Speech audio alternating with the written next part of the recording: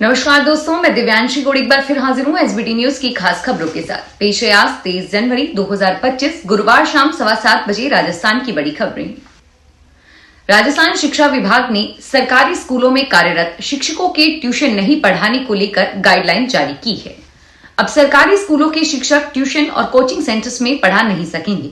हालांकि अधिकतम 3 बच्चों को घर पर ट्यूशन देने की छूट भी दी है, लेकिन उसके लिए भी शिक्षकों को संस्था प्रधान से अनुमति लेनी होगी। गाइडलाइन के मुताबिक शिक्षा सत्र शुरू होते ही सभी सरकारी विषय अध्यापकों को ट्यूशन नहीं पढ़ाने का शपथ पत्र भी देना होगा। इस संबंध में शिक्षा निर्देशक ने आदेश जारी करके सभी जिला शिक्षा अधिकारियों को इसकी पालना सुनिश्चित करने के लिए कहा है। विभाग के अधिकारियों का कहना है कि कई जगह पर शिक्षकों के ट्यूशन और कोचिंग में पढ़ाने के प्रकरण सामने आने के बाद शिक्षा निर्देशक ने इस प्रवृत्ति को रोकने के लिए गाइडलाइन जारी की है। केंद्रीय गृह मंत्री अमित शाह 10 दिनों में दूसरी बार आज 23 जनवरी को अहमदाबाद पहुंचे हैं। यहां जीएमडीसी ग्राउंड में उन्होंने हिंदू आध्यात्मिक मेले के उद्घाटन किया। मेले के उद्घाटन कार्यक्रम में राष्ट्रीय स्वयंसेवक संघ के अखिल भारतीय कार्य समिति सदस्य सुरेश भैयाजी जोशी, केंद्रीय व सहकारिता मंत्री अमित शाह, मुख्यमंत्री भूपेंद्र पटेल होंगे। महापौर प्रतिभा जैन की उपस्थिति में 2000 बैने कलश यात्रा निकाली और इस मौके पर गृह मंत्री ने कहा कि आज देश में भारतीय जनता पार्टी की सरकार है। नरेंद्र मोदी हमारे प्रधानमंत्री हैं।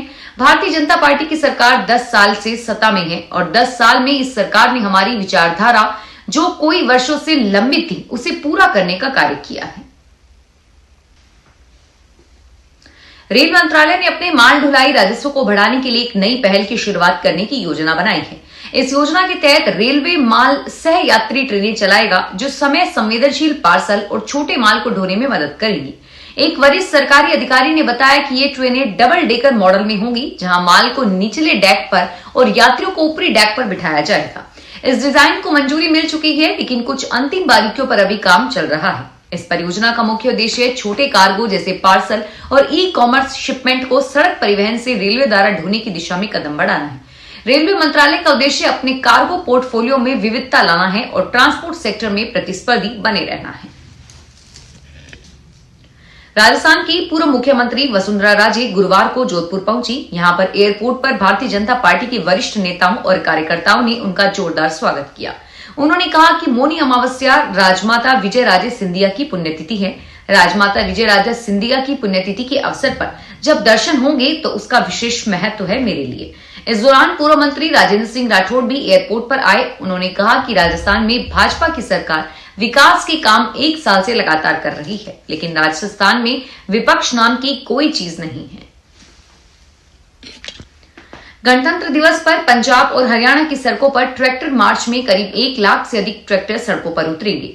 दोपहर 12 से 1:30 पर ट्रैक्टर मार्च के बाद सभी किसान अपने ट्रैक्टरों के साथ घरों को लौट जाएंगे।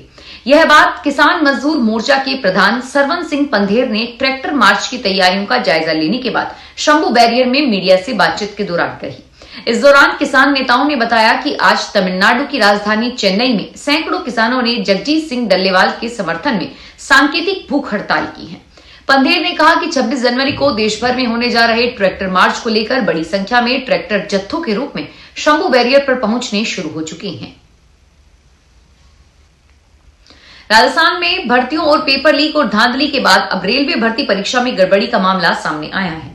शिकायत के बाद कोटा रेल मंडल प्रशासन ने महिला कर्मचारी को तत्काल प्रभाव से निलंबित कर दिया है और साथ ही समूचे मामले की विस्तृत जांच करवाने के आदेश दिए हैं। महिला के पति ने ही पत्नी के फर्जी तरीके से डमी अभ्यर्थी बिठाकर नौकरी लगने की शिकायत की थी। चतुर्थ श्रेणी महिला कर्मचारी सपना मीणा के परीक्षा में डमी अभ्यर्थी बिठाकर चयनित होने से उसके पति ने शिकायत की है। करौली जिले के नादोती तहसील के गांव रोनसी निवासी मनीष मीणा का आरोप है कि उसने अपनी खेती की जमीन गिरवी रखकर 15 लाख रुपए उधार लेकर पत्नी को नौकरी लगाया था, लेकिन नौकरी लगने के बाद पत्नी ने उसे छोड़ दिया। अजमेर में वार्ड संख्या 16 की पार्षद भारती श्रीवास्तव ने बताया कि केसरगंज गोल चक्कर स्थित बनी दुकानों में लंबे समय से जर्जर अवस्था में थी, लेकिन दुकानदारों ने छज्जे को रिपेयर नहीं करवाया, जिसके कारण सुबह 6:30 बजे करीब 6 दुकानों के छज्जे भरभराकर नीचे गिर गए।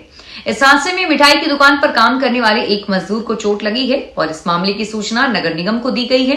टीम ने मलबे को साइड में करवाकर व्यवस्थाएं की। उन्होंने कहा कि नगर निगम द्वारा इन सभी दुकानों को नोटिस दिया जाएगा, जिससे कि इन दुकानों को सही करवाकर मरम्मत करवाई जा सके। महाकुंभ में करोड़ों भक्त अब तक संगम स्नान कर चुके हैं। ये आंकड़ा 10 करोड़ छूने वाला है। एक दिन में 45 लाख से ज्यादा लोग संगम स्नान कर रहे हैं। ये रिकॉर्ड अब मौनी अमावस्या के दिन टूटेगा।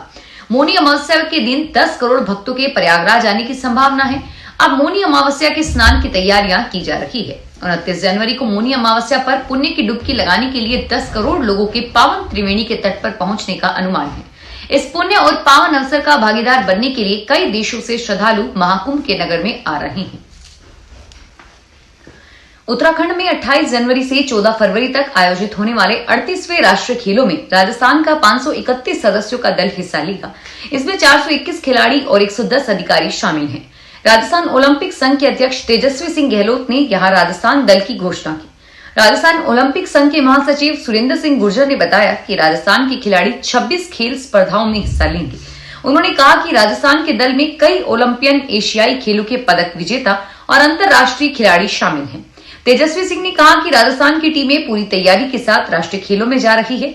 उन्होंने बताया कि राजस्थान के खिलाड़ियों ने पिछले गोवा नेशनल गेम्स में 14 स्वर्ण, 18 रजत और 33 कांस्य सहित कुल 65 पदक जीते थे। जालोर जिले के पादड़री गांव में शिक्षकों के ट्रांसफर के बाद ग्रामीणों और स्कूल के विद्यार्थियों ने नाराजगी जताते हुए स्कूल के द्वार पर ताला जड़ दिया। प्रदर्शन कर रहे लोग नारेबाजी कर रहे हैं और स्टूडेंट्स का आरोप है कि स्कूल में कुल 350 विद्यार्थियों पर महज 6 शिक्षक हैं, जिसमें बच्चों की पढ़ाई प्रभावित हो रही है। हाल ही में स्कूल से संस्कृत के शिक्षक राम सिंह मीणा को रिलीव कर दिया गया है। शिक्षकों के लगातार हो रहे ट्रांसफर के बाद ग्रामीणों और विद्यार्थियों में भारी आक्रोश देखने को मिल रहा है। जानकारी के अनुसार विद्यालय के 10 शिक्षकों में से 4 का ट्रांसफर कर दिया गया है। पंजाब के खनौरी बॉर्डर पर किसान नेता जगजीत सिंह डल्लेवाल के आमरण अनशन का आज 59वां दिन है। मेडिकल ट्रीटमेंट लेने के बाद उनकी सेहत में कुछ सुधार हो रहा है। अब खनौरी बॉर्डर पर डल्लेवाल के लिए स्पेशल रूम तैयार किया जा रहा है। कमरा शीशे का है और पूरी तरह साउंड प्रूफ है। इसमें सूरज की रोशनी आसानी से आ सकेगी। कमरे के पास बाथरूम में अन्य सुविधाएं भी हैं। अंदर गर्म पानी भी मिलेगा। इससे बनने में 2 दिन लग सकते हैं। जब तक यह बन नहीं जाता तब तक उन्हें मोर्चे के पास ही मॉडर्न सुविधाओं से लैस ट्रॉली में रखा जाएगा। पटियाला के राजेंद्र अस्पताल में डॉक्टरों की एक टीम भी शिफ्ट में वहां पर तैनात की गई है, जो उनकी हालत पर नजर रख रही है। उपराष्ट्रपति जगदीप धनखड़ शुक्रवार को भारत रत्न कर्पूरी ठाकुर की 101वीं जयंती के अवसर पर बिहार के समस्तीपुरा में आयोजित होने वाले समारोह में मुख्य अतिथि के रूप में शामिल होंगे। उपराष्ट्रपति सचिवालय ने एक बयान में बृहस्पतिवार को यह जानकारी दी। बयान के मुताबिक समस्तीपुरा में आयोजित कार्यक्रम में बिहार के राज्यपाल आरिफ मोहम्मद खान और मुख्यमंत्री नीतीश कुमार भी मौजूद रहेंगे। गत वर्ष कर्पूरी ठाकुर को भारत रत्न से सम्मानित किया गया था। बयान में कहा गया है कि उपराष्ट्रपति भारत रत्न कर्पूरी ठाकुर की जयंती के अवसर पर बिहार के होने वाले कार्यक्रम में मुख्य अतिथि के रूप में कार्यक्रम की अध्यक्षता करेंगे। करौली विद्युत निगम ने एक अनूठी पहल शुरू करते हुए कर्मचारियों के लिए 3 दिवसीय क्रिकेट प्रतियोगिता का आयोजन किया है। राजीव गांधी खेल संकुल में आयोजित इस टूर्नामेंट का उद्घाटन विद्युत निगम के अधीक्षण अभियंता जौहरीलाल मीणा ने पहली गेंद खेलकर किया।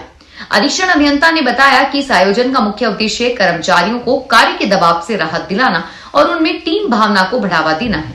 प्रतियोगिता में जिले के विभिन्न उपखंड कार्यालयों की 10 टीमें हिस्सा ले रही हैं।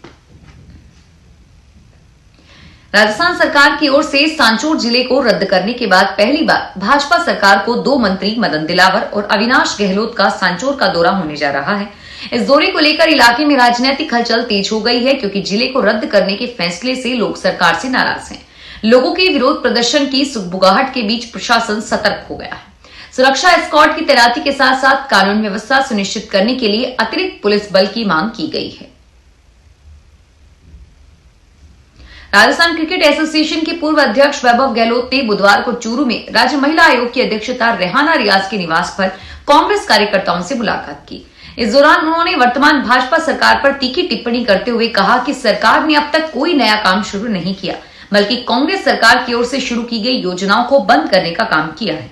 गहलोत ने कहा कि उन्हें 2 बार अध्यक्ष बनने का मौका मिला। इस दौरान जोधपुर में अंतर्राष्ट्रीय स्तर का क्रिकेट स्टेडियम बनवाया है और वहीं से राजस्थान प्रीमियर लीग की शुरुआत हुई है। फिलहाल इस बुलेटिन में इतना ही और फिर हाजिर होंगे तमाम बड़ी खबरों के साथ। धन्यवाद।